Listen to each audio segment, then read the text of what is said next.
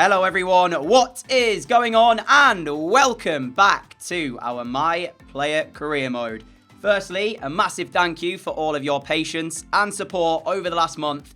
Whilst there's not been a video, we did, however, upload a video on Saturday, a brand new series, Project Revive. If you want to check out the first season of that, it will be linked at the top right-hand side of this video in the little I button. So check it out there.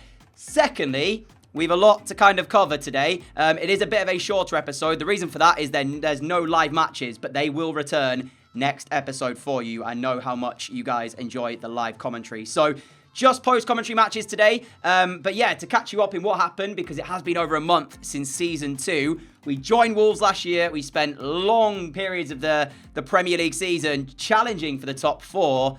Unfortunately, though, we only managed to finish 5th, which means Europa League football for this upcoming season with Wolves. And the plan is to stay here and see what we can do, even if we've got the interest of other teams. As you can see, Real Madrid interested in signing us. Not the only team as well in this transfer window, I may add. There's a couple of other teams who did show an interest. I also showed you who won what league around the world just at the start of today's episode. So yeah, go back if you missed any of that, as we're looking through some of the biggest transfer deals of this window as things stand.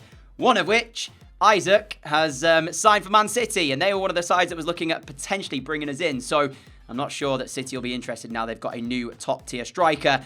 But ahead of our opening Premier League fixture, it was against Manchester City. There was a debut, but it was not for Alexander Isak. Instead, it was for Ricardo Pereira, but it was Ferran Torres who was stealing the headlines after 12 minutes, firing City 1-0 in front. And for this upcoming season here at Wolves, I'm not really sure what the plan is in terms of our Premier League, position. I would really like to go on a Europa League run and try and maybe win it with them. That would be really cool to do. But yeah, this Premier League season, I'm not sure we'll get as many goals as we did last season. We'll try our best though, of course. And Kevin De Bruyne nearly got them 2-0 up with an acrobatic effort. But 23 minutes in, Weston McKennie struck back for Wolves. It was 1-1, and it was a fine finish from the central midfielder. Honestly, you see this replay now. I actually wasn't intending to pass the ball. It was a deflection that found its way through to Weston McKennie, and he made absolutely no mistake with the finish. But just before half-time, Pedro Neto's ball through. We went on the chase on our weaker right side. It did not matter, because you don't save those. Wolves 2, Manchester City 1 here at the Etihad.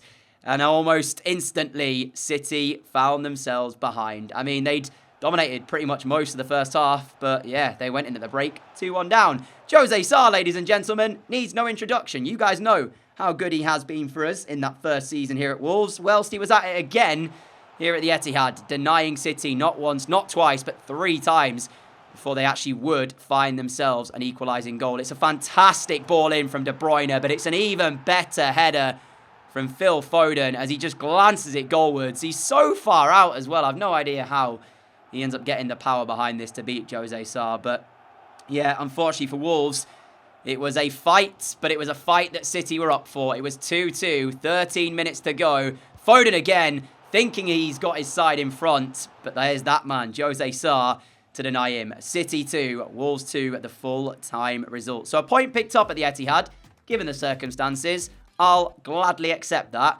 It's not often you say you'll go to the Etihad and get a point, so we were happy with that. And 7 minutes into our second Premier League match of the season, Weston McKennie was at it again as he hit the woodwork, nearly putting us 1-0 in front. But then Harry Kane decided to do this.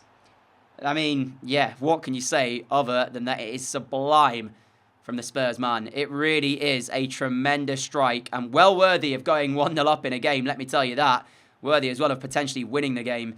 Sarr maybe could have done better, but the strike itself was just so good from Harry Kane. So much power behind it, so much movement on the ball, and Spurs had the lead. And from that point forward, Wolves seemed to sort of be knocked by that goal because Spurs continued to dominate. Paqueta with the second, not too long after Harry Kane had given him the first. And honestly, that was all the game really had in store. It wasn't a great performance from us. Compare that to City, where we were willing to fight. We did, go 2-1 up, managing to get the point. Here, there was nothing from us. Spurs just, soon as McKennie had that chance against the woodwork, Spurs took the game. And that was then time for our Europa League draw. As you can see, it's an interesting group, but it's one that I'm feeling pretty confident in. I feel like, you know, we've got a good chance of getting out of that group, and if we finish third in the group stage, you might know, we'll go down to the Europa Conference League, which I definitely don't want to be playing in. I'll say that right now, but yeah, if we don't finish in the top 2 of this group, I would be disappointed. Taking on Leeds at Ellen Road. I should have had 2 goals inside the first half an hour. I mean, I put the first shot wide. The second one, I tried to lift over the goalkeeper. He made the saves, and then it was Leeds United's turn to go close as they struck the woodwork. But 25 minutes to go, we had our breakthrough. The ball breaking down after I tried to play the pass through. We get a little bit lucky. The ball is still with me here. We square it across, and in the end, it's Neto to help it on one more to Adama Traore for him to fire into the Leeds United goal. So Wolves in front, but can we hold on to this? You know, 1 draw, 1 defeat so far. I really wanted to get this win on the board and make sure that we move to 4 points from our first 3 Premier League matches.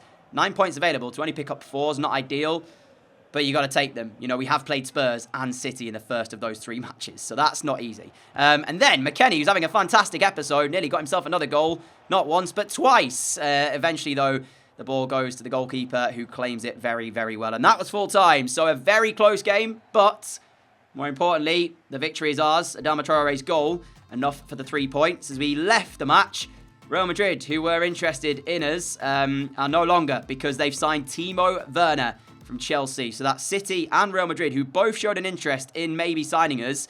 Neither one, though, will do that. Now they've got 2 new strikers in.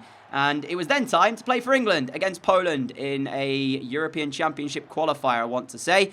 Taking the lead here, fantastic volley, great ball into the box, had to score it. And then Poland, they decided they wanted to hit back. Milik, great ball through to Piontek, who's wearing the number 9 for Poland. And it was a finish like Lewandowski, who I'm not sure what's going on. I don't even know if he's retired at this point in time, but he's not in the Poland starting 11. It's Piontek and Milik as the front 2 for them. Frustratingly for England, we were held to a 1-1 draw. Not enough for us to get the win, but we move. We have to go on to the next one and see what we can do there.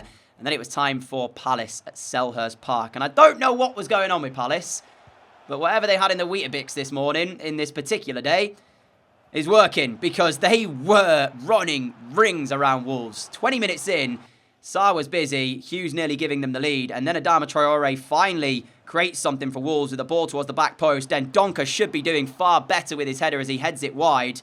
But yeah, it was Palace with the best chances, and you can see again, Jose Sarr with it all to do as he moved right onto the stroke of half-time just before the break. Take a look at this from Adama Traore. Great improvisation.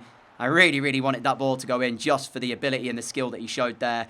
And as we come back out for the second half, it was still Jose Sarr having to make saves.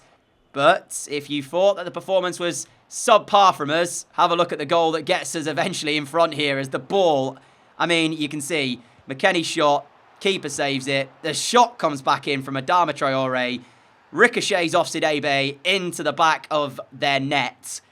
And it was just one of those goals where you felt like so unfortunate for Palace. I mean, here, there's the shot, there's the deflection. Keeper arguably, I think, would have saved Adama Traore's effort if not for the deflection. We don't care, though, because with 15 minutes to go, it put us 1-0 up. And, I mean, man of the match performance, really, isn't it, from Jose Sarr? As you can see, Patrick Vieira can't believe what he's seeing on the sideline, because our goalkeeper, once again, earning his paycheck. And a 1-0 victory as we have one more game to show you. It's time for our Europa League debut with Wolves. What can we do as we take on Real Betis, who I'd say are the toughest opponents in our group? And they certainly showed that. Florenzi, ball into the middle, Sarr with the save. Then it was time for us to test Betis, see what we could do here, laying the ball off. Eventually the shot is taken by Donker, saved by their goalkeeper. But then 20 minutes in, Tello's ball forward. Loren tries to take the touch around the defender, gets slightly fortunate with the bounce back, but the finish, exquisite. And Betis had the lead here at Molineux. Loren with the finish, but yeah, frustrating because the way that he gets the ball back, it's just so unlucky, but at the same time, you can't take anything away from him. The way he puts the ball in the net. And then into the second half, well, yeah, another bit of fortune and the same outcome. Betis 2, Wolves 0. Disastrous start to Europa League life, to put it bluntly. Couldn't really ask for a worse way to get going. But with half an hour to go, Molineux not really had anything to shout about. Well, there was the moment. Weston McKennie driving forward. The patience, the composure, and the ability to lift it over the goalkeeper, pulling us back into this one. 27 minutes to go. There was a slight chance, a glimmer of hope for all those inside Molineux, hoping that Wolves would draw themselves level. As I say, brilliant from McKennie, the calmness and composure he showed there. And then 6 minutes later, the switcheroo. McKennie involved this time. He plays it through to me, and we bear down on the Betis goal, firing it into the bottom corner. Wolves to Betis to Molineux bouncing, and we done it. And before kickoff, I would not have taken a point. I would have been disappointed with that. But having been 2-0 down to fight back to 2-2, yeah, we'll take it. And that, my friends, was the end of this one. And it just so happens that we are coming to the end of today's episode. I want to say, as I said earlier, thank you for your patience, your support. Whilst there's not been an episode for quite some time, hopefully you enjoyed this one. If you did, a like would be greatly appreciated. That's how the Premier League table looks as we end today. But I'm just going to take this time to say that, like I did say as well, the live games will be back from the next episode. If we hit 400 likes on this episode, I will give you My Player Career Mode tomorrow at 4 p.m. That is the deal. Let's see if we can manage it. Thank you all so much for your support. Really do appreciate it. And all of your messages whilst I was away, making sure I was okay. It's really humbling to see. Until next time, stay safe. Have a great day. Have a great evening. And adios.